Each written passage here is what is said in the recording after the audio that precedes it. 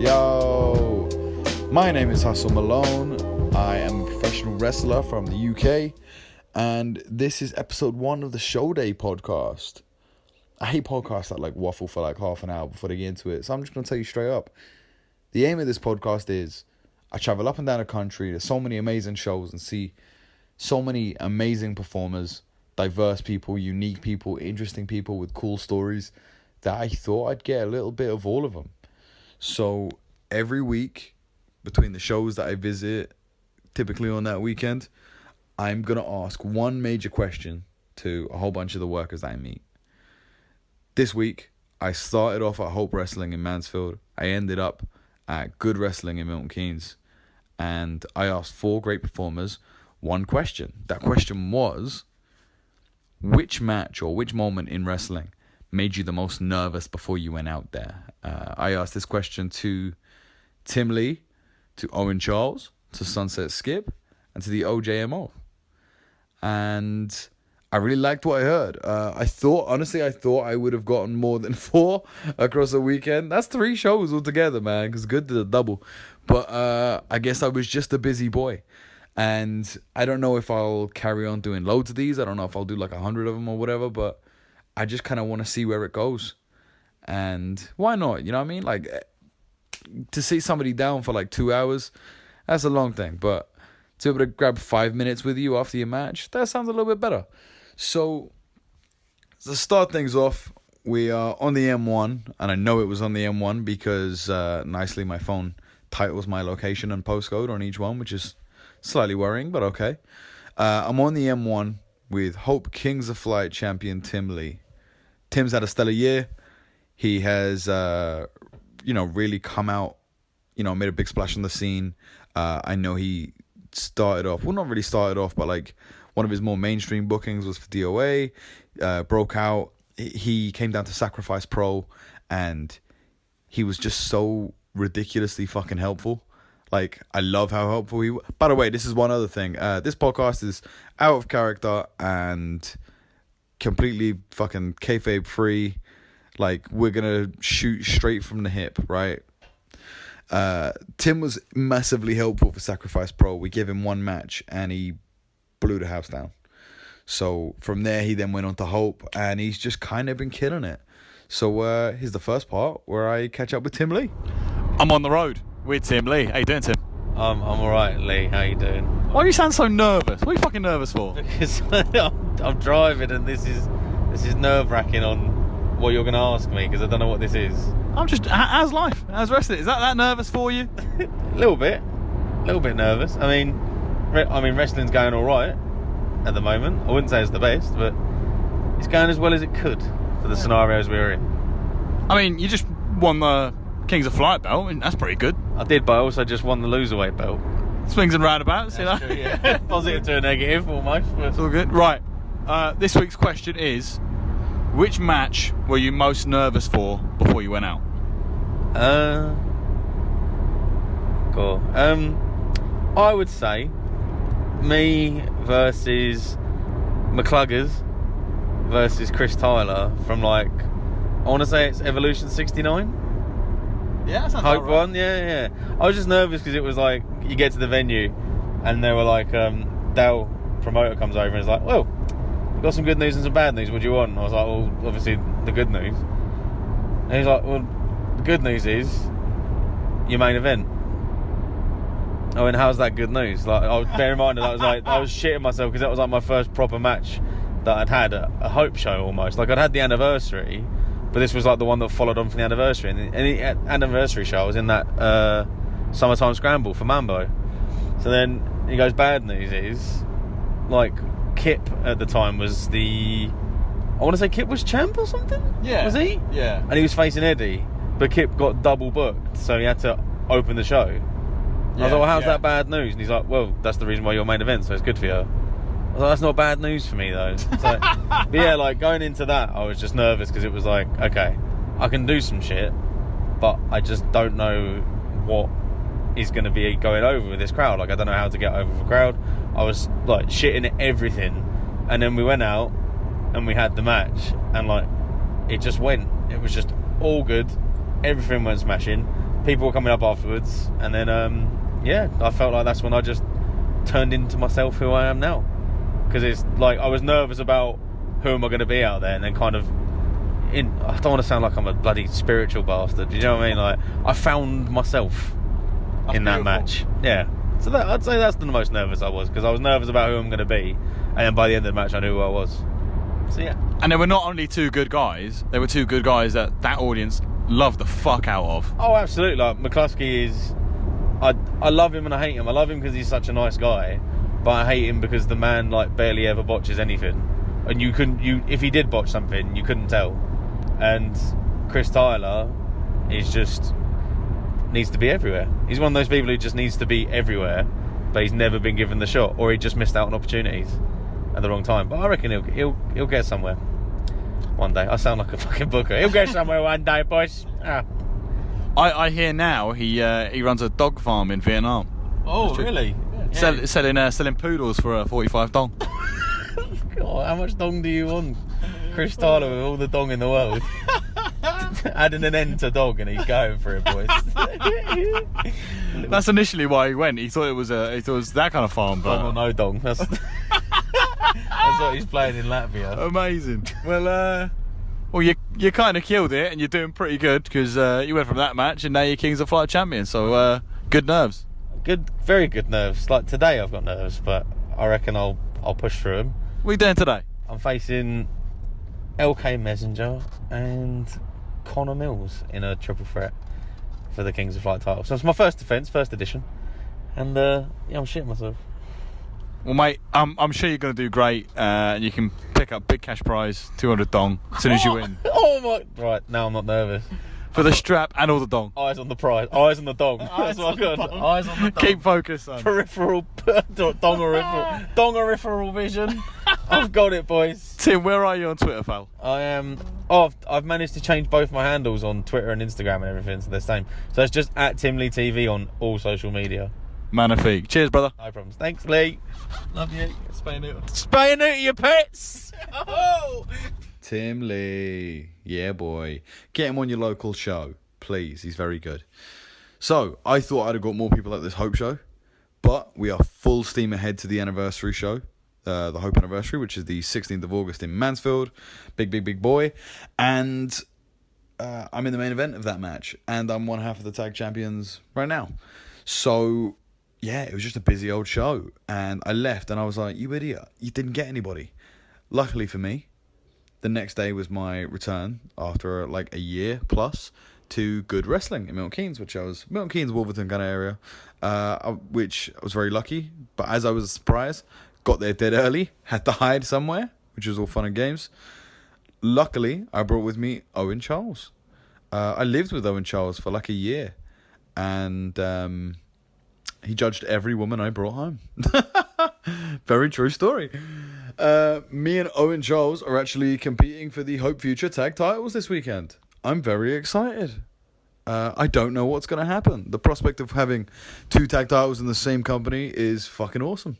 So I look forward to that. So I caught up with Owen Charles, who is kind of like, I don't want to say a cult hero at Good, but kind of like this like kind of like Good's underdog. Like he's very much a part of the furniture there.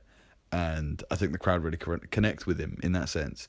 But we went into that show. Neither of us really knew what we were doing. I had some sort of inkling. I joined the faction, the Bitter and the Dangerous, with Jade and Bronco Brendan White. Owen Charles didn't really know what he was doing. But by the time this recording came around, we figured it out.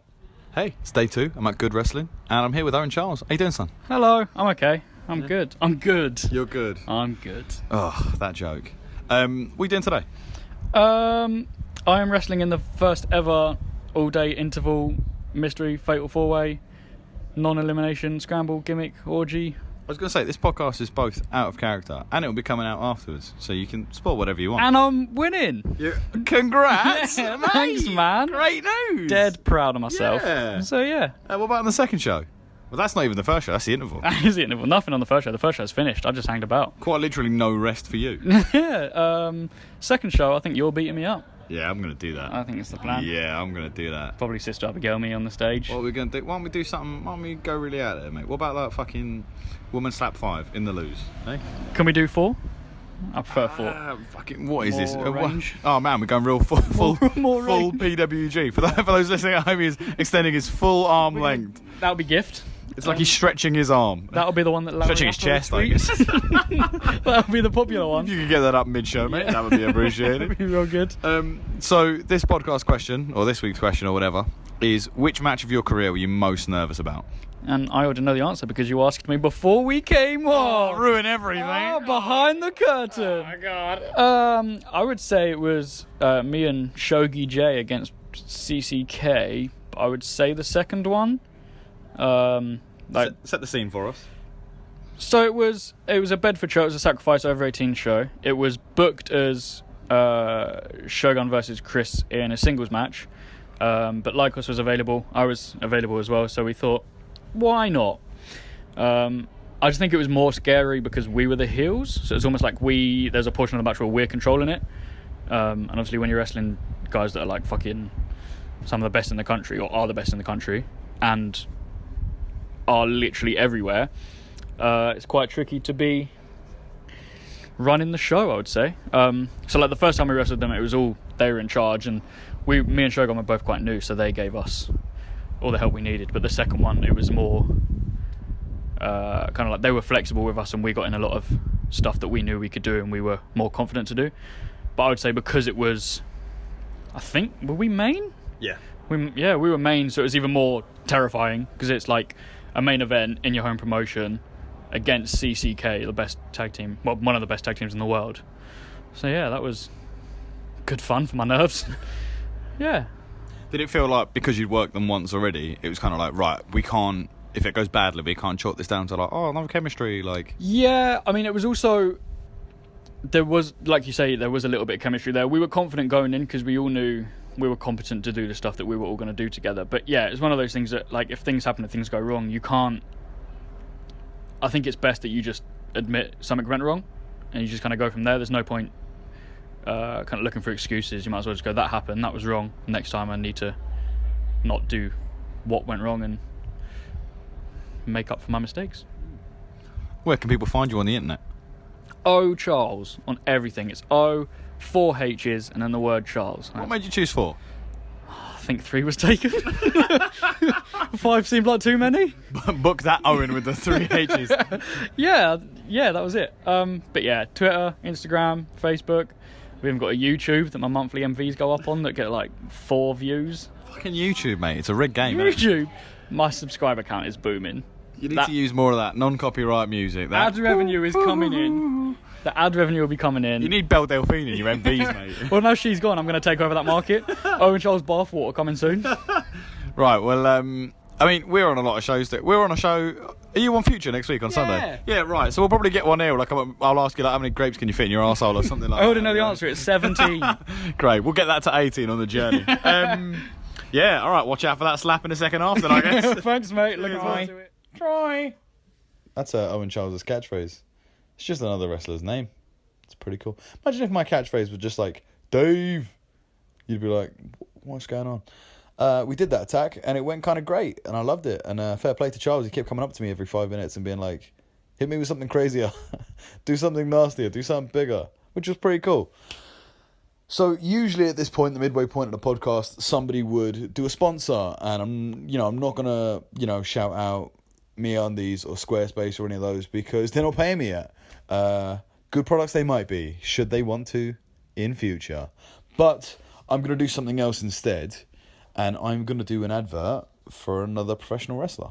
I'm gonna tell you somebody who, if you were a promoter, you should get on your shows, and if you were a fan, you should check out their stuff. So this week's, I guess, wrestler advert will be for LK Messinger. LK Messinger used to be known as Lloyd Cat. Currently, one half of Experiments in Terror with the also excellent Elijah. Known for his work in Nothing to Prove, that killer faction in Attack Pro. Used to be a part of Bolarama. This guy is incredibly focused. I love how focused this dude is. I've made no bones about how I've been working real hard to try and lose weight since the start of the year. And yeah, since January, I've lost like 30, 35 pounds kind of area. LK Messinger has kind of been like on the sly, no longer the sly because it's kind of a podcast, but on the sly kind of been like my weight loss buddy, and he has been absolutely killing it. And it's so nice to like wake up, check the group chat, and then see like finally got past the plateau, just done this, just lifted this. Dude's gonna be like, give it a year and he's gonna have some sort of Jinder Mahal style blow up, and you'd be like, yo, where did that come from? It's been here the whole time. Yeah, and I love the creativity and the stuff that he's bringing into Attack at the minute. Like the little videos that he's been doing with Elijah, with the little like, you know, Bolorama's music's playing, and like the guy not only has the drive, can not only kill it in the ring in either a singles or a tag capacity, but also has that creativity to not just let wrestling be like, oh, let's go out and do 10 or 12 and then just get to the back and not think about this anymore. Like, the guy's wired and he's thinking about it all the time. So if you're a promoter, definitely check out his stuff. Open that DM, because he's that motivated. He's probably already sent you something. If you were a fan, now usually at this point I would recommend a match. I say normally, like I've done this segment before. I would usually recommend like a match or something.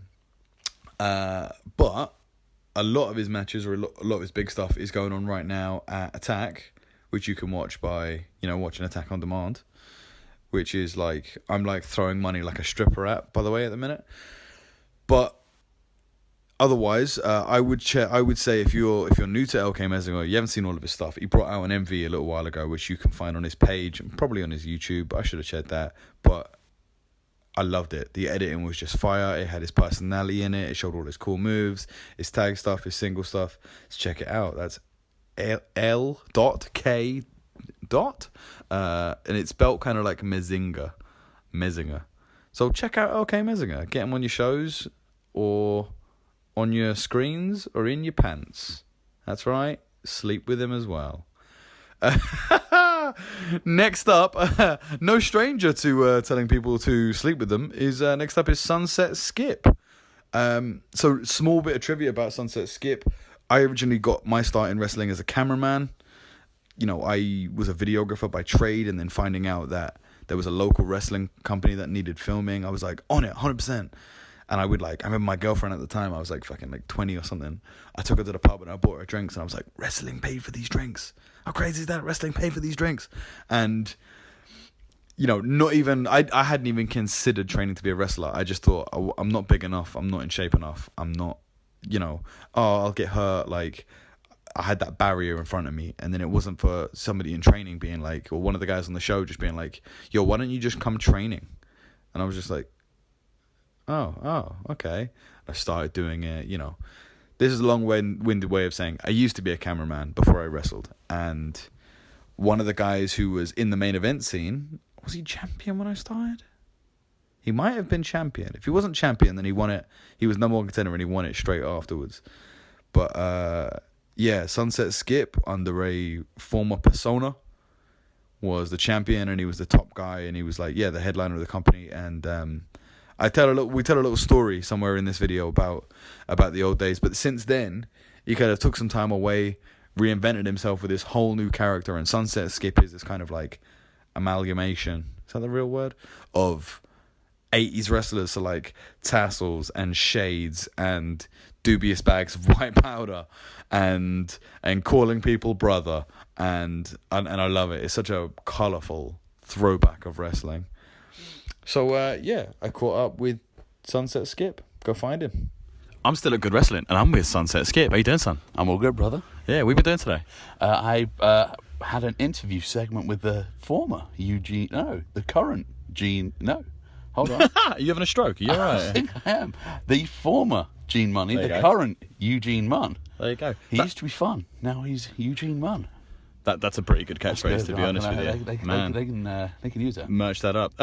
I'll be honest, that's probably the most amount of times I've heard the word penis in a promo. King penis. King penis. King penis, you're not the king penis, I am the king penis, I used to be the king penis. And amazingly, it wasn't my doing. I had very, very little to do with the use of king penis. So, But you definitely didn't, like, whatever the opposite of encourages. Oh, you no, you didn't discourage the I word was penis. all for king penis. You were like, is this what we're doing? Then I guess we're doing it. yeah, I was like the page boy of penis, you could say. You were the fluffer, I guess. You kept the train going. without the messy, Indeed. Still a little bit messy. without the dribble. A little bit. Question this week. What is the most nervous you've ever been before a match?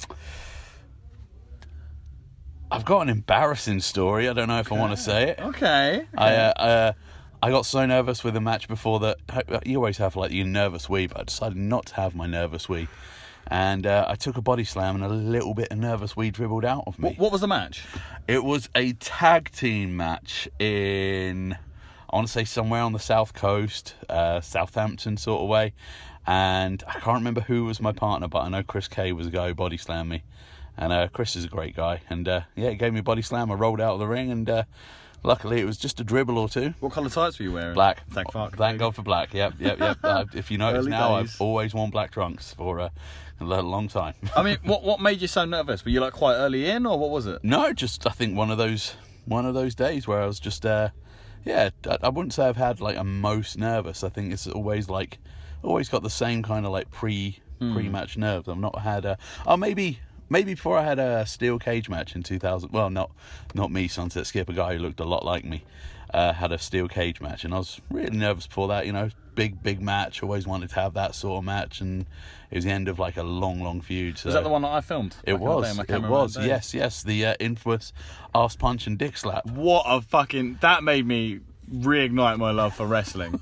And like, because the other guy is climbing up the cage, and my friend Sunset here, like, or a man who looks like him, jumps up and goes, arse punch, punches him in the arse, and I literally heard one man in the audience go, what? And that was beautiful. The timing was unreal. So yeah, thinking about that would probably be the most nervous I ever was before a match. And if you think that's like main event for the title, big feud, yeah, like... it's all the sort of stuff. Where as a kid, as a wrestling fan, you're like, no, this is what I want to fucking do. It's like ticking every single box, and you know, yeah. So that would probably be the most nervous. But it was, yeah. Thinking back, I was very much like, no, I'm cool. I got this. Just leave me alone, everyone, and I'll be fine. So normally I'm, you know, a bit silly and laughing and giggling in the locker room, but that one time I was like, no, I'm fine, leave it. So yeah, that was the most nervous. Not the time I pissed myself, the time I had a steel cage match. So I can guarantee you that every wrestler here in this has been like, I thought that was going to be me. yeah, pissed himself. 100%. Yeah. Should I go for my 6 security wee in 10 minutes? 100%. Everybody's got absolutely. Yeah. Oh man, is it a courtesy poo or is it just a wee? So yeah, as a you know, a seasoned guy, always wear trunks that are black. Good. Always go for that wee. Very good. I appreciate your honesty. Anytime. Where can people find you on the internet? Well, you can find me at Find Sunset Skip, brother, on Instagram, Twitter, and the Facebook, all at Find Sunset Skip. And I should do some YouTube stuff, but I'm old. Go out your way and try and find Sunset Skip. Try and find him. Thank you, brother. Beautiful. Thanks, man. Sunset Skip, very strong man. Book him against some other strong men or women or horses. That would be good. Sunset Skip against a lady horse. Hell yeah. That sounds like a fever dream. The last person on this show, the last guest that I caught him like at the very last thing. Like we took down the ring and I was just about to jump in my car and I see a guy sitting there on the stage and I was like, how do I not grab this guy? The OJMO. He took part in the interval mental 4-way with Tim Lee and Owen Charles, and that did go proper crazy. Like everybody made their entrance from a different part of the room, which was great. So like he just popped his head through the side of the curtain that was in the corner of the room, and he's just kind of like, yo, I'm here. Yo, here I am. In this year's Progress Natural Progression series, Battle Pro, killing it. Like, yeah. What kind of introduction can I give him that he won't automatically beat? So yeah, final guest of the episode, the OJMO. Hey, I'm at Good, and I'm with the OJMO. How you doing, man? Doing very well, doing swellingly. You amazingly took the shades off there as if it was like an on-camera promo, but I feel it helped me at least. I feel like if we're going to still have a conversation, I feel like you should see my eyes. Oh man, I feel like even the audience were like, "Damn, all right, stand back." How's your day been? This day's been all right. I decided to come down to Good. I had a free day. I'm going to come to a wrestling show. I ended up wrestling in between the two shows that they had. Couldn't have painted a better picture. Couldn't have written a better story. Nice sad. Absolutely. And if that story was, man, there's a Fosbury flop in jeans, then it's a beautiful story. Skinny acid wash jeans. Hell yeah. Let's add some adjectives. No, let's paint a word painting. I like that. That was fucking impressive, It was man. wild. I don't know. I don't know what I'm doing. It was a real wild one. So this week's question is, what is the most nervous you've ever been before a match? For a match, it would have to be against Pac. I remember just thinking that this is the last match of the show that's happening at the Cockpit for RevPro, one of the biggest indie companies in the UK. And I, a dude who hasn't been wrestling very long, is about to wrestle one of the best wrestlers in the world, someone I've been watching on TV for years, and it's an inspiration, really. And then I have to prove that I'm worthy of the spot. And I tell you the best part about it, though. Gabriel Kidd caught me before I was going out, and he was like, "How you doing, man?" And I was like, "I'm terrified." And he's like, "Why, man? Why? You've got this, man." I was like, "Oh, man." He really shook me around, and really got into my head that I'm supposed to be here for a reason. I'm here for a reason, and that really made me think, yeah. Now let's own this, and that helped. So big up to Gabriel Kidd for helping me out, and he's the best. So yeah, but doesn't get more nervous than main eventing with Pac. Oh yeah, it's a pretty straightforward question, but it makes a good case though, right? Like, you're there because of the tools that brought you to the dance. You didn't win some fucking Charlie and the Chocolate Factory golden ticket. Like, Of course. You were there because it made sense. You do think though, man? Absolutely. Have I just been blagging it? Have I been blagging it to this spot? Like, every promoter's not had their contacts in for every one of your matches. Oh They're yeah, like, exactly. Oh now, let's just throw him here. I was like, guys, yeah. Now's the time to confess. Yeah. So I surprised myself with how it went, but I don't think I've got a lot to do to top that moment. But nerves were through the roof. Like, say before the match, I mean, talking not only just like minutes before, weeks before. So it's one of those things though. Like, things about nerves is that sometimes it's cool to just be nervous and do it anyway. That's the thing about most things in life. If you want to do it and it scares you, be scared, but then do it anyway. There's a famous John Wayne quote actually where he says, being brave isn't not being scared, it's being scared as fuck and saddling up your horse anyway. That's it. There you go. John Wayne. There we go. He's the man. So that's I think the best way to go through life as well as wrestling. And I bet you now, any situation going forward, you're like, I wrestled Pac, it was fine. Like, that's it. Like, I've told too many people I've wrestled Pac. I was like, hey guys, you know I've wrestled Pac. So that's it. One hell of a Tinder bio right there. That's a killer bio. But it's not.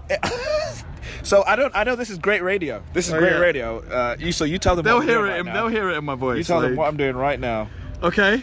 So we're Tell them opening up some sort of. Okay, picture 1, picture 2, picture 3. Incredible. Incredible. I'd fuck you, man. Straight away. There you go. There it is. You've Picture number 4 on my Tinder bio. This is it. You tuck it away. You tuck it away. Yeah, it's not immediate, but yeah, you will see me having the half crab on Pac in black and white. It's like, imagine you go back to someone's house and you're like, hey, pretty good. And then they're like, you go into the room and you see like the World Cup or something like that. And you're There like, you go. Did you? You're like, oh yeah, I guess that was the thing I did at some point. I guess it was. I think about it sometimes. So that's it. Picture 4. I'm not blagging. I just had to show you that my picture of my Tinder pic is hell of a life. Pac. Hell of a life. So there it is. Besides Tinder, where can people find you on the internet? Oh my god. At the OJMO on Twitter, at the OJMO on Instagram, the OJMO on Facebook, theojmo.com for merchandise. I've got some long sleeves, so if it feels cold at points during the summer, go get a long sleeve Get a nice shirt breeze, pop one on. from me. So that's the best place to find me. Wicked. Catch him in your radius. Yeah, Radius. Use the turn babyface app to find how far I am from shows from you. And come down, say hello. Oh, that definitely wasn't the app I was thinking about. But yeah, that too. That's good too. See, look at me. I got my head out of the gutter. We were in there. I got it out. I live there. I'm built from there. From the gutter. OJMO, thank you very much, brother. Thank you, man. Cheers, man. Awesome. If you see him on your local shows, swipe right to those local shows. The first time I saw OJMO wrestle actually was for Apollo Championship Wrestling in London, and I saw him wrestle Kieran Corrupt, and those two just like absolutely tore it down. And the thing I loved about like OJMO, his selling makes the other person so important. Like everything in that instance that Kieran did to him looked like a gunshot. I loved it. It was wicked. So that's our fourth guest. That's everybody that I caught on this weekend. This weekend shows, I'm hoping that I'll do this every weekend. You know, there could be weekends where I just forget, or I'm busy, or my battery's dead. But this weekend, I've got SWA up in Telford. I've got them this Saturday, where it's me and a mystery partner against Connors and Black, the naughty boys who've turned on me. Well, I've got all sorts of mystery partners. Check out Wet Cake Pro Wrestling to see, you know, Fred from First Dates wants to team with me, and Brum the Car. What about Brum the Car? Beep beep, he'll be there. Armless Goldberg. I don't know how we'll make the tag, but we'll figure it out. That's what I've got on Saturday. Dead excited. I love SWA, man. It's such a cool platform. Such a diverse, like, caliber of roster members there as well. So I'm dead excited for that. And then on Sunday, me and Owen Charles will fight for the right for me to sleep with whoever I want versus Omen, the Naughty Scary Men. Well, and for the Future Tag Team Championships. And Future is like, Hope Future, FUTR, is kind of like this like growing hotbed. And like the audience who come, they're automatically like, we see the same faces turn up all the time. And not just because of like brand loyalty, but because they're like, I want to see this grow. I want to see what happens next. And I love audience members that really pay attention and zone in on that kind of stuff. So, I love the community and the family atmosphere at Hope Future. And I'm pumped for that on Sunday. So, yeah, that is the podcast. Tell me what you thought. Like, legitimately tell me what you thought. Please, more guests, less guests. That would be weird. Less hosts. That would be better. Yeah, tell me what you think. On Twitter, I am at Malone Hustle. I think I'm Malone Hustle on everything except Facebook, where you can just type Hustle Malone and you'll find me. Leave comments on this wherever I decide to post it. And yeah, have a good weekend. Support professional wrestling. Peace.